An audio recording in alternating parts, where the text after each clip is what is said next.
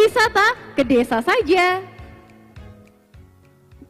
Teman-teman media yang saya banggakan, saya bersyukur pada hari ini agenda tahunan Kementerian Desa Pembangunan Daerah Tertinggal dan Transmigrasi melaksanakan lomba desa wisata.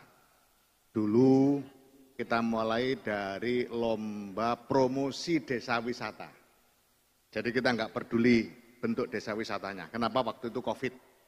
Yang penting sudah mulai membangkitkan semangat untuk mengembangkan desa wisata. Maka kita kasih judul lomba promosi desa wisata dan online waktu itu, dan melahirkan aplikasi namanya Desa Wisata Nusantara.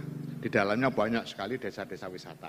Nah, kemudian tahun berikutnya sampai dengan hari ini kita sudah melaksanakan beberapa kali lomba desa wisata. Jadi lomba desa wisatanya, ya, substansinya. Nah, tahun ini agak berbeda dengan tahun-tahun sebelumnya karena sekarang kita tambahi dengan lomba literasi desa wisata. Literasi desa, nggak ada wisatanya. Lomba literasi desa. Makanya kita mohon support dari Perpunas, Perpustakaan Nasional, karena ini sangat penting sekali untuk menggali budayanya. Ada yang mengatakan, loh nanti kan banyak mitos, nggak apa-apa, silakan. Nanti yang penting sesepuh desa mengiyakan. Dan itu setiap desa pasti punya cerita. Apakah cerita itu mitos, atau cerita itu hikayat, atau dongeng, dan boleh-boleh saja. Nah, kalau seandainya ada perbedaan di desa itu, gampang kalau ada perbedaan. Misalnya, contoh yang paling gampang, desa Boyolali. Tadi ada cerita begini. Terus ditulis. Kemudian ada tokoh desa lain mengatakan, wah gak bener itu.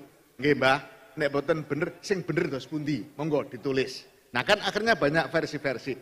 Ini justru akan bagus, akan memperkaya. Nah dari situlah kita minta dukungan dari Perpunas untuk kemudian kita lihat dari semua literasi desa yang masuk tadi, mungkin pasti bukan hanya mungkin, pasti akan kita temukan yang punya potensi menjadi sejarah.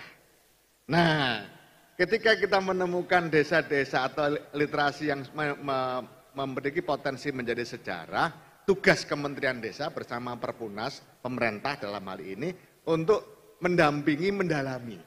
Nah, akhirnya jadilah sejarah. Itu kalau kita langsung sejarah susah. Nah, itu intinya kenapa kita memimpin literasi desa. Nah, kenapa kita perlu literasi desa, teman-teman sekalian, saya banggakan, akar budaya kita itu di sini, di desa ini.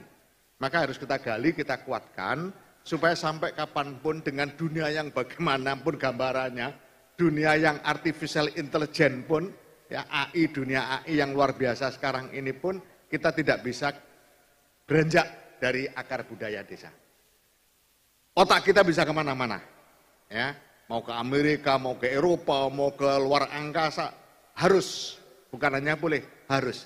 Tapi kaki kita harus tetap di bumi Nusantara, kaki kita harus tetap di desa. Ini prinsip dari kenapa kita tahun ini menggelar lomba literasi desa. Saya kira itu penjelasan dari saya.